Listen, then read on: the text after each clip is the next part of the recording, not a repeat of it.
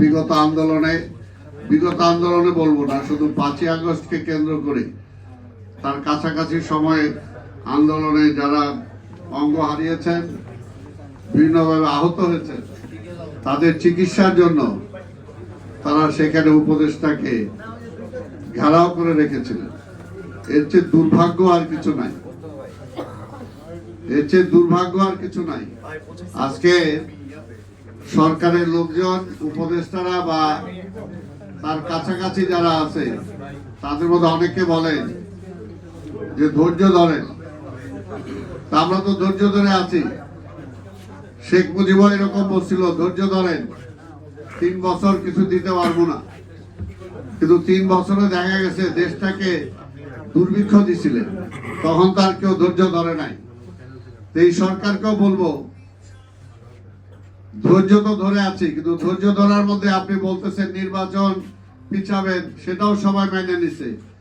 কিন্তু যেগুলো basic need, অতীব জরুরি, সেগুলো তো আপনি দিতে পারছেন না।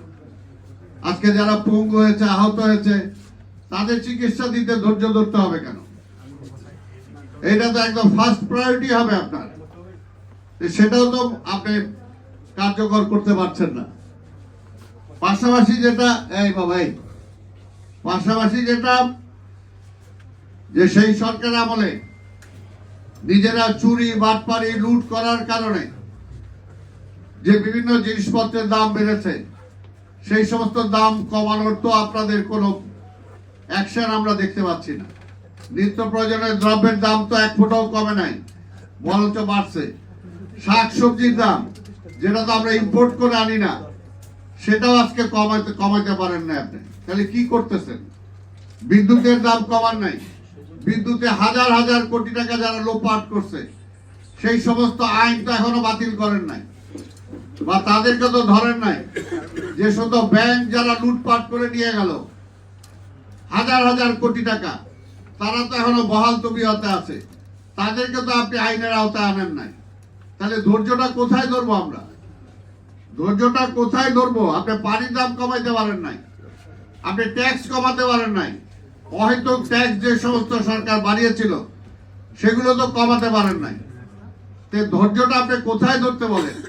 খালি বলেন রাজনীতিবিদরা ক্ষমতার জন্য পাগল হয়ে গেছে। আর ভাই, ক্ষমতার জন্য পাগল না, আমরা তো 17 বছর ধরে আন্দোলন করছি।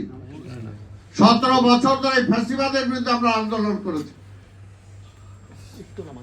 কাজে সেই আন্দোলনটা বৃথা যায় নাই। সেই আন্দোলনের চূড়ান্ত পর্যায়ে কিন্তু অভ্যুত্থান হয়েছে, এবং আজকে এই সরকার আপনার ক্ষমতায় আপনারা অধিষ্ঠ হয়েছেন। এবং আমরা বলি, এই সরকার আমাদের সরকার, এই সরকারে আমরা ক্ষমতায় এনেছি। আমাদের নেতা দেশনায়ক তারেক রহমান বলেছেন যে এই সরকারকে ব্যর্থ হতে দেওয়া যাবে না। ব্যর্থ হলে কি পরিণতি হবে সেটাও তিনি বলেছেন। সেই কারণে আমরা যে সমালোচনা করি, এটা তো আপনার ভালোর জন্য করি, যে আপনি এই কাজগুলো করেন। উপদেষ্টা বাড়াবেন, আমরা তো বলেছি উপদেষ্টা বাড়ান, কিন্তু জনগণের চিন্তার বহিঃপ্রকাশ তো করতে হবে, জনগণের পছন্দের মানুষ তো হইতে হবে। যে যাদেরকে নিলেন তারা এই সমাজে কতটুকু কাজ করতে পারবে, কতটুকু পরিবর্তন আনতে পারবে, তাদের উপর জনগণের কতটুকু আস্থা আছে, সেই আস্থাশীল লোকগুলোকে আপনারা নেন, তাহলে তো জনগণের কোনো বাধা থাকবে না। এর জন্যই বলেছি যে এখন থেকে যে কোনো কাজ এই সরকার করতে হলে, গুরুত্বপূর্ণ যে কোনো সিদ্ধান্ত নিতে হলে, আমি বলবো আন্দোলনকারী সকল রাজনৈতিক দলের সাথে আলোচনা করে যে কোনো সিদ্ধান্ত নেওয়া উচিত। তা না হলে তারা ভুল করবে না। শুধু আমরা বলেছি যে এই সরকার সেই ফ্যাসিবাদের প্রেতাত্মা যারা আছে তাদের কাঁধে ভর করে তারা যদি টিকে থাকতে চায়, তাহলে এইরকম ভুল হবেই।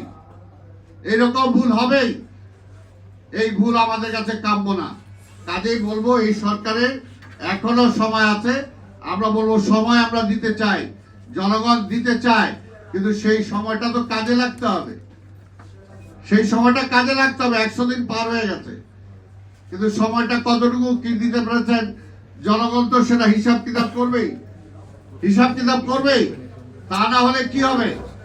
তা না হলে যেমনি আওয়ামী লীগ মুক্তিযুদ্ধ ও মুক্তিযোদ্ধাদেরকে নিয়ে ব্যবসা করেছে, কয়দিন পরে আপনাদেরকেও যাতে না বলে যে 5ই আগস্টের অভ্যুত্থানে যারা শহীদ হয়েছেন তাদেরকে নিয়েও আপনারা সেই কাজ করছেন, এটা যাতে কেউ না বলে এখন থেকেই আপনাদের সেই ব্যাপারে সচেতন হওয়া দরকার, সচেতন হওয়া দরকার। কারণ পরিষ্কার কথা যেটা আমরা বলতে চাই, পরিষ্কার কথা বলতে চাই, যে যত কথাই বলেন সেই স্বাধীনতার আগের থেকে ভোটের জন্যই লড়াই করছি, আমরা ভোটের জন্যই লড়াই করছি। পাকিস্তান আমার ভোটের অধিকার দেয় নাই, লড়াই করেছি। 7ই মার্চের বক্তৃতা শুনে দেখেন কি আছে সেখানে।